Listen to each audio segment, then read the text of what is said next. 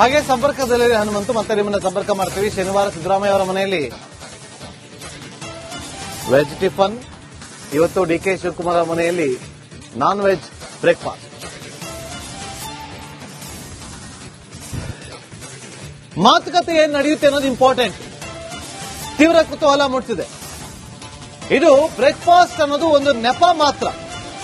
ಆದ್ರೆ ಇಲ್ಲಿ ಏನ್ ಚರ್ಚೆ ಆಗುತ್ತೆ, ಯಾರು ಮನವೊಲಿಸ್ತಾರೆ, ಯಾರು ಏನ್ ಮಾತಾಡ್ತಾರೆ, ಯಾವ ವಿಚಾರವನ್ನ ಪ್ರಸ್ತಾಪ ಮಾಡ್ತಾರೆ ಅನ್ನೋದು ಇಂಪಾರ್ಟೆಂಟ್.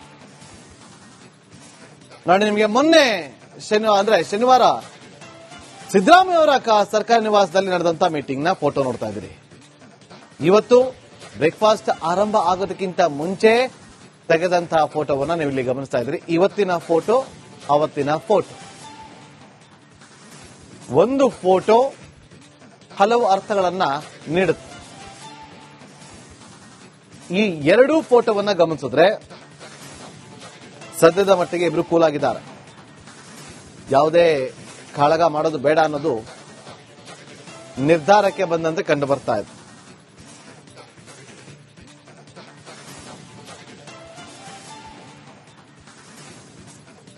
ಮತ್ತಷ್ಟು ಮಾಹಿತಿಯನ್ನು ಕೊಡೋದಕ್ಕೆ ನಮ್ಮ ಪ್ರತಿನಿಧಿ ಹನುಮಂತು ನೇರ ಸಂಪರ್ಕದಲ್ಲಿ ಜಾಯ್ನ್ ಆಗಿ ಮಾಹಿತಿಯನ್ನು ಕೊಡ್ತಾ ಇದ್ರು.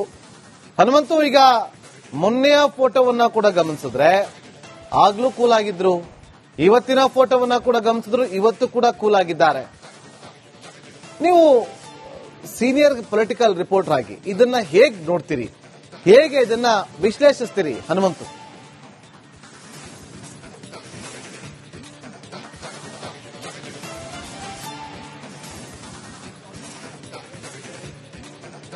ನಾಗೇಂದ್ರ ಬಾಬು, ರಾಜಕಾರಣದಲ್ಲಿ ಎಲ್ಲವೂ ಸಾಧ್ಯ, ಎಲ್ಲವೂ ಅಸಾಧ್ಯ. ಜೊತೆಗೆ ಶತ್ರುವಿನ ಶತ್ರು ಮಿತ್ರನೂ ಆಗಬಲ್ಲ, ಮಿತ್ರನ ಮಿತ್ರ ಶತ್ರುನೂ ಆಗಬಲ್ಲ. ರಾಜಕಾರಣದಲ್ಲಿ ಎಲ್ಲವೂ ಸಾಧ್ಯ ಇದೆ. ಯಾಕೆಂತಂದ ಹೇಳಿದ್ರೆ, ರಾಜಕಾರಣ ಅಂತಂದ ಸಂದರ್ಭದಲ್ಲಿ ರಾಜಕೀಯವಾಗಿ ದಾಳ ಪ್ರತಿದಾಳಗಳನ್ನ ಹೇಳಿದ್ದಾರೆ. ಆದ್ರೆ ವೈಯಕ್ತಿಕ ಸ್ನೇಹ ಸಂಬಂಧಗಳು ಕೂಡ ಹಾಗೆ ಉಳಿಸಿಕೊಳ್ಳುವಂತ ಪ್ರಯತ್ನ ಕರ್ನಾಟಕ ರಾಜ್ಯ ರಾಜಕಾರಣದ ಇತಿಹಾಸವನ್ನ ತೆಗೆದು ನೋಡಿದಂತ ಸಂದರ್ಭದಲ್ಲಿ ಅನೇಕ ಉದಾಹರಣೆಗಳು ನಮಗೆ ಸಿಗ್ತಾ ಹೋಗ್ತವೆ. ಅಂತದ್ದೇ ಮಾದರಿ ಈಗ ಸಿಎಂ ಸಿದ್ದರಾಮಯ್ಯ, ಡಿಸಿಎಂ ಡಿಕೆ ಶಿವಕುಮಾರ್ ಅವರ ನಡುವೆ ಮುಂದುವರೆದಿದೆ ಅಂತಂದ ಹೇಳಿದ್ರೆ ತಪ್ಪಾಗ್ಲಿಕ್ಕಿಲ್ಲ. ಯಾಕೆ ಅಂತ ಹೇಳಿದ್ರೆ, ಇಲ್ಲಿ ಬೇರೆ ಪಕ್ಷದವರಲ್ಲ, ಆದ್ರೂ ಕೂಡ ಕಾಂಗ್ರೆಸ್ನಲ್ಲಿ ಯಾವ ರೀತಿಯ ಒಂದಷ್ಟು ಬೆಳವಣಿಗೆಗಳಾಗಿತ್ತು ಅಂತಂದ ಹೇಳಿದ್ರೆ, ಪರಿಸ್ಥಿತಿ ನಿರ್ಮಾಣಗಳಾಗಿತ್ತು ಅಂತಂದ ಹೇಳಿದ್ರೆ, ದ್ವಿಪಕ್ಷೀಯ ಜಟಾಪಟಿ ಅನ್ನೋ ರೀತಿಯಲ್ಲೇ ಒಂದಷ್ಟು ಕಾಳಗಗಳು ಜೋರಾಗಿತ್ತು. ಇದರ ಮುನ್ಸೂಚನೆಯ ಅರ್ಥೇ ಕಾಂಗ್ರೆಸ್ ಹೈಕಮಾಂಡ್ ಬ್ರೇಕ್ ಹಾಕುವಂತ ತಂತ್ರಗಾರಿಕೆಯನ್ನ ಮಾಡ್ತು. ಬೀಸುವ ದೊಣ್ಣೆಯಿಂದ ಪಾರಾಗುವಂತ ಕಾರ್ಯತಂತ್ರ ಅಂತ ಹೇಳಿದ್ರೆ ತಪ್ಪಾಗ್ಲಿಕ್ಕಿಲ್ಲ. ಅದೇ ಕಾರಣಕ್ಕಾಗಿನೇ ಇಬ್ಬರ ನಡುವೆ ಕೂಡ ಈಗ ಬ್ರೇಕ್ಫಾಸ್ಟ್ ಮೀಟಿಂಗ್ ನಡೀತಾ ಇರುವಂತ. ಬ್ರೇಕ್ಫಾಸ್ಟ್ ಮೀಟಿಂಗ್ ನಂತರದಲ್ಲೂ ಕೂಡ ಒಗ್ಗಟ್ಟಿನ ಜಪ ಮುಂದುವರಿಯುತ್ತೆ. ಯಾಕಂತಂದ ಹೇಳಿದ್ರೆ, ಇದು ಕಾಂಗ್ರೆಸ್ನ ಹೈಕಮಾಂಡ್ ಮತ್ತೆ ಇಲ್ಲಿ ರಾಜ್ಯದ ಕಾಂಗ್ರೆಸ್ ಇತರ ದೃಷ್ಟಿಯಿಂದ ಸರ್ಕಾರ. ಹನುಮಂತು, ಹಾಗೆ ಸಂಪರ್ಕದಲ್ಲಿ ಮತ್ತೊಂದು ಎಕ್ಸ್ಕ್ಲೂಸಿವ್ ಫೋಟೋ ನಿಮ್ಮ ರಿಪಬ್ಲಿಕ್ ಕನ್ನಡದ ಸ್ಕ್ರೀನ್ ಮೇಲೆ. ಇವತ್ತಿನ ಬ್ರೇಕ್ಫಾಸ್ಟ್ ಸಂದರ್ಭದಲ್ಲಿ ಕ್ಲಿಕ್ಕಿಸಿದ ಫೋಟೋ, ಎಕ್ಸ್ಕ್ಲೂಸಿವ್ ಫೋಟೋ ದೃಶ್ಯಗಳಲ್ಲಿ ಗಮನಿಸ್ತಾ ಇದ್ರಿ. ಅಲ್ಲಿ ಶುರುವಾಗಿದೆ ಬ್ರೇಕ್ಫಾಸ್ಟ್. ಸವಿಯುತ ಚರ್ಚೆಯನ್ನ ಮಾಡ್ತಾರೆ.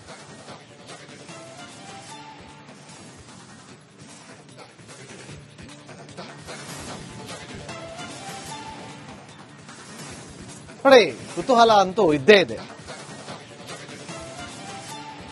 ರಾಜಕೀಯದಲ್ಲಿ ಮಿತ್ರರು ಶತ್ರುರಾಗ್ತಾರೆ, ಶತ್ರುಗಳು ಮಿತ್ರರಾಗ್ತಾರೆ. ಯಾವುದೇ ಕ್ಷಣದಲ್ಲಿ ಏನು ಬೇಕಾದ್ರೂ ಆಗ್ಬೋದು. ಅದಕ್ಕೆ ಅದನ್ನ ರಾಜಕೀಯ ಅಂತ ಹೇಳೋದು. ಹನುಮಂತು ಮತ್ತೊಮ್ಮೆ ನೇರ ಸಂಪರ್ಕದಲ್ಲಿ ಜಾಯ್ನ್ ಆಗಿದ್ರೆ. ಹನುಮಂತು, ಯಾವಾಗ್ಲೂ ಕೂಡ ರಾಜಕೀಯದಲ್ಲಿ 1+1 ಎರಡೇ ಆಗ್ಬೇಕು ಅಂತೇನಿಲ್ಲ. ಅದು 11 ಆಗ್ಬೋದು ಅಥವಾ -1 ಬೇಕಾದ್ರೂ ಆಗ್ಬೋದು. ಆದ್ರೆ ಎಲ್ಲರೂ ಅಂದುಕೊಂಡಿದ್ದು ಒಂದಾದ್ರೆ, ರಾಜ್ಯ ಕಾಂಗ್ರೆಸ್ ಪಾಳ್ಯದಲ್ಲಿ ಆಗ್ತಾ ಇರೋದೇ ಬೇರೆ.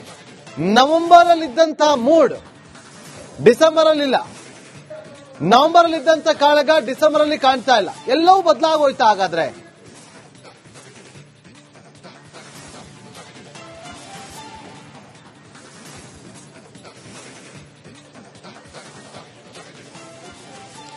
ನಾಗೇಂದ್ರ ಬಾಬು, ಸದ್ಯದ ಪರಿಸ್ಥಿತಿ ಆ ರೀತಿ ಕಂಡು ಬರ್ತಾ ಇದೆ. ಹೇಗೆ ಚಳಿಗಾಲ ಶುರುವಾಯಿತು, ಅದೇ ರೀತಿ ನವೆಂಬರ್ ಕ್ರಾಂತಿಗೂ ಸದ್ಯದ ಮಟ್ಟಿಗೆ ಚಳಿ ಹಿಡಿದಂತೆ ಕಾಣಿಸ್ತಾ ಇರುವಂತದ್ದು. ಆ ಚಳಿ ಡಿಸೆಂಬರ್ನ ಚಳಿಗಾಲದ ಅಧಿವೇಶನ ಮುಗಿದ ನಂತರದಲ್ಲಿ ಮತ್ತೆ ಬಿಸಿ ಬಿಸಿ ಕಾರ್ಯಚಟುವಟಿಕೆಗಳು ಶುರುವಾಗುವಂತ ಎಲ್ಲಾ ಲಕ್ಷಣಗಳು ಇದಾವೆ. ಯಾಕೆಂತ ಹೇಳಿದ್ರೆ, ನಾನು ಆಗ್ಲೇ ಹೇಳ್ತಾ ಇದ್ದೆ, ಕಾಂಗ್ರೆಸ್ನಲ್ಲಿ ಸದ್ಯದ ಪರಿಸ್ಥಿತಿ ಯಾವ ರೀತಿ ಇದೆ ಅಂತ ಹೇಳಿದ್ರೆ ಪವರ್ ಸೆಂಟರ್ಗಳು ಜಾಸ್ತಿ ಆಗಿದಾವೆ.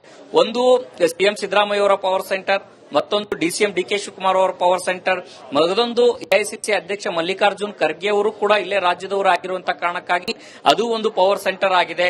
ಇದರ ನಡುವೆ ದಲಿತ ಸಚಿವರು, ಶಾಸಕರು ಆಗಾಗ ಸಭೆ ಸೇರುವಂತದ್ದು, ಅವರ ಕಾರ್ಯತಂತ್ರಗಳನ್ನ ಮಾಡ್ತಾ ಇರುವಂತಹ ನಿಟ್ಟಿನಲ್ಲಿ ಅವರದ್ದು ಒಂದು ಪವರ್ ಸೆಂಟರ್ ಅನ್ನೋ ರೀತಿಯಲ್ಲಿ ಬಿಂಬಿತ ಆಗ್ತಾ ಇದೆ. ಹಾಗಾಗಿನೇ ಈ ಪವರ್ ಸೆಂಟರ್ಗಳಿಗೆ ಎಲ್ಲವೂ ಕೂಡ ಕಡಿವಾಣ ಹಾಕಲಿಲ್ಲ ಅಂತಂದು ಹೇಳಿದ್ರೆ ಮತ್ತೊಂದು ಕಡೆಗೆ ಅದು ರಾಜಕೀಯ ಪಕ್ಷಕ್ಕೆ ಹಾಗೆ ಸಂಪರ್ಕದಲ್ಲಿ ಹನುಮಂತು ಮತ್ತೆ ನಿಮ್ಮನ್ನ ಸಂಪರ್ಕ ಮಾಡ್ತೀವಿ. ಶನಿವಾರ ಸಿದ್ದರಾಮಯ್ಯ ಅವರ ಮನೆಯಲ್ಲಿ ವೆಜ್ ಟಿಫನ್, ಇವತ್ತು ಡಿಕೆ ಶಿವಕುಮಾರ್ ಅವರ ಮನೆಯಲ್ಲಿ ನಾನ್ ವೆಜ್ ಬ್ರೇಕ್ಫಾಸ್ಟ್.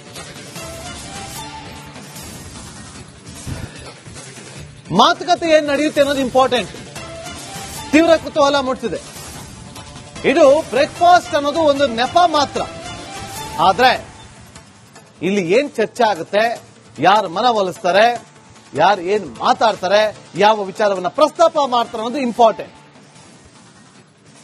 ನಾನು ನಿಮಗೆ ಮೊನ್ನೆ ಶನಿವಾರ ಸಿದ್ದರಾಮಯ್ಯ ಅವರ ಸರ್ಕಾರಿ ನಿವಾಸದಲ್ಲಿ ನಡೆದಂತ ಮೀಟಿಂಗ್ ನ ಫೋಟೋ ನೋಡ್ತಾ ಇದ್ದೀರಿ. ಇವತ್ತು ಬ್ರೇಕ್ಫಾಸ್ಟ್ ಆರಂಭ ಆಗೋದಕ್ಕಿಂತ ಮುಂಚೆ ತೆಗೆದಂತಹ ಫೋಟೋವನ್ನ ನೀವು ಇಲ್ಲಿ ಗಮನಿಸ್ತಾ ಇದ್ದೀರಿ. ಇವತ್ತಿನ ಫೋಟೋ, ಅವತ್ತಿನ ಫೋಟೋ. ಒಂದು ಫೋಟೋ ಹಲವು ಅರ್ಥಗಳನ್ನ ನೀಡುತ್ತೆ. ಈ ಎರಡೂ ಫೋಟೋವನ್ನ ಗಮನಿಸಿದ್ರೆ ಸದ್ಯದ ಮಟ್ಟಿಗೆ ಇಬ್ರು ಕೂಲ್ ಆಗಿದ್ದಾರೆ. ಯಾವುದೇ ಕಾಳಗ ಮಾಡೋದು ಬೇಡ ಅನ್ನೋದು ನಿರ್ಧಾರಕ್ಕೆ ಬಂದಂತೆ ಕಂಡು ಬರ್ತಾ ಇದೆ.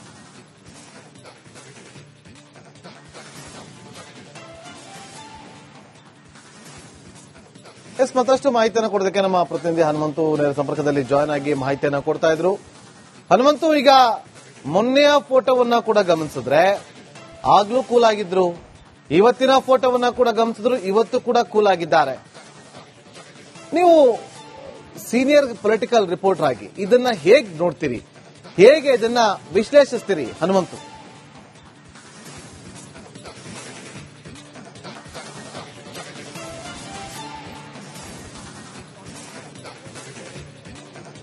ನಾಗೇಂದ್ರ ಬಾಬು, ರಾಜಕಾರಣದಲ್ಲಿ ಎಲ್ಲವೂ ಸಾಧ್ಯ, ಎಲ್ಲವೂ ಅಸಾಧ್ಯ.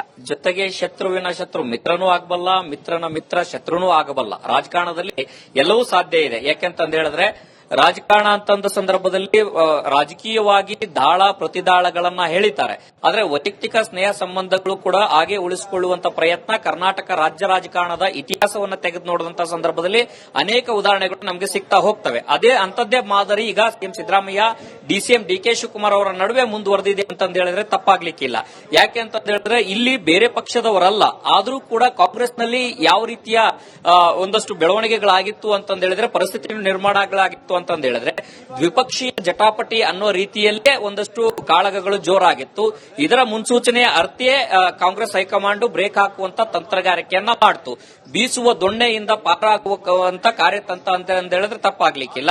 ಅದೇ ಕಾರಣಕ್ಕಾಗಿನೇ ಇಬ್ಬರ ನಡುವೆ ಕೂಡ ಈಗ ಬ್ರೇಕ್ಫಾಸ್ಟ್ ಮೀಟಿಂಗ್ ನಡೀತಾ ಇರುವಂತ. ಬ್ರೇಕ್ಫಾಸ್ಟ್ ಮೀಟಿಂಗ್ ನಂತರದಲ್ಲೂ ಕೂಡ ಒಗ್ಗಟ್ಟಿನ ಜಪ ಮುಂದುವರಿಯುತ್ತೆ.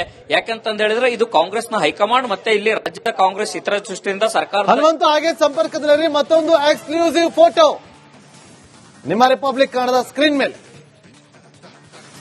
ಇವತ್ತಿನ ಬ್ರೇಕ್ಫಾಸ್ಟ್ ಸಂದರ್ಭದಲ್ಲಿ ಕ್ಲಿಕ್ಕಿಸಿದ ಫೋಟೋ, ಎಕ್ಸ್ಕ್ಲೂಸಿವ್ ಫೋಟೋ ದೃಶ್ಯಗಳಲ್ಲಿ ಗಮನಿಸ್ತಾ ಇದ್ದೀರಿ. ಅಲ್ಲಿ ಶುರುವಾಗಿದೆ ಬ್ರೇಕ್ಫಾಸ್ಟ್. ಸವಿಯುತ್ತಾ ಚರ್ಚೆಯನ್ನ ಮಾಡ್ತಾರೆ.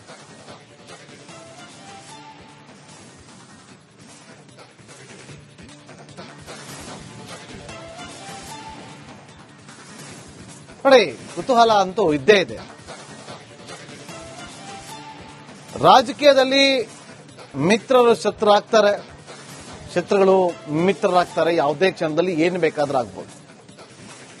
ಅದಕ್ಕೆ ಅದನ್ನ ರಾಜಕೀಯ ಅಂತ ಹೇಳೋದು. ಹನುಮಂತು ಮತ್ತೊಮ್ಮೆ ನೇರ ಸಂಪರ್ಕದಲ್ಲಿ ಜಾಯ್ನ್ ಆಗಿದ್ರೆ. ಹನುಮಂತು, ಯಾವಾಗಲೂ ಕೂಡ ರಾಜಕೀಯದಲ್ಲಿ 1+1 ಎರಡೇ ಆಗ್ಬೇಕು ಅಂತೇನಿಲ್ಲ. ಅದು 11 ಆಗ್ಬೋದು ಅಥವಾ -1 ಬೇಕಾದ್ರೂ ಆಗ್ಬೋದು. ಆದ್ರೆ ಎಲ್ಲರೂ ಅಂದುಕೊಂಡಿದ್ದು ಒಂದಾದ್ರೆ ರಾಜ್ಯ ಕಾಂಗ್ರೆಸ್ ಪಾಳ್ಯದಲ್ಲಿ ಆಗ್ತಾ ಇರೋದೇ ಬೇರೆ. ನವೆಂಬರ್ ಅಲ್ಲಿದ್ದಂತಹ ಮೂಡ್ ಡಿಸೆಂಬರ್ ಅಲ್ಲಿಲ್ಲ. ನವೆಂಬರ್ ಅಲ್ಲಿ ಇದ್ದಂತ ಕಾಳಗ ಡಿಸೆಂಬರ್ ಅಲ್ಲಿ ಕಾಣ್ತಾ ಇಲ್ಲ. ಎಲ್ಲವೂ ಬದಲಾಗೋಯ್ತಾ ಹಾಗಾದ್ರೆ?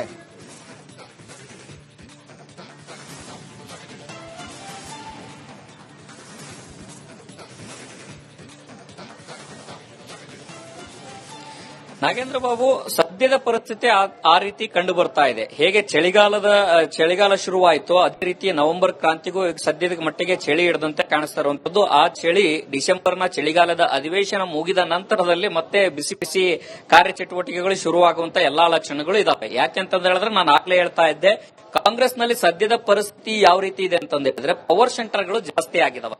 ಒಂದು ಸಿಎಂ ಸಿದ್ದರಾಮಯ್ಯ ಅವರ ಪವರ್ ಸೆಂಟರ್, ಮತ್ತೊಂದು ಡಿಸಿಎಂ ಡಿಕೆ ಶಿವಕುಮಾರ್ ಅವರ ಪವರ್ ಸೆಂಟರ್, ಮಗದೊಂದು ಎಐಸಿಸಿ ಅಧ್ಯಕ್ಷ ಮಲ್ಲಿಕಾರ್ಜುನ್ ಖರ್ಗೆ ಅವರು ಕೂಡ ಇಲ್ಲೇ ರಾಜ್ಯದವರು ಆಗಿರುವಂತಹ ಕಾರಣಕ್ಕಾಗಿ ಅದು ಒಂದು ಪವರ್ ಸೆಂಟರ್ ಆಗಿದೆ. ಇದರ ನಡುವೆ ದಲಿತ ಸಚಿವರು, ಶಾಸಕರು ಆಗಾಗ ಸಭೆ ಸೇರುವಂತದ್ದು, ಅವರ ಕಾರ್ಯತಂತ್ರಗಳನ್ನ ಮಾಡ್ತಾ ಇರುವಂತಹ ನಿಟ್ಟಿನಲ್ಲಿ ಅವರದ್ದು ಒಂದು ಪವರ್ ಸೆಂಟರ್ ಅನ್ನೋ ರೀತಿಯಲ್ಲಿ ಬಿಂಬಿತ ಆಗ್ತಾ ಇದೆ. ಹಾಗಾಗಿನೇ ಈ ಪವರ್ ಸೆಂಟರ್ಗಳಿಗೆ ಎಲ್ಲವೂ ಕೂಡ ಕಡಿವಾಣ ಹಾಕಲಿಲ್ಲ ಅಂತಂದು ಹೇಳಿದ್ರೆ ಮತ್ತೊಂದು ಕಡೆಗೆ ಅದು ರಾಜಕೀಯ ಪಕ್ಷಕ್ಕೆ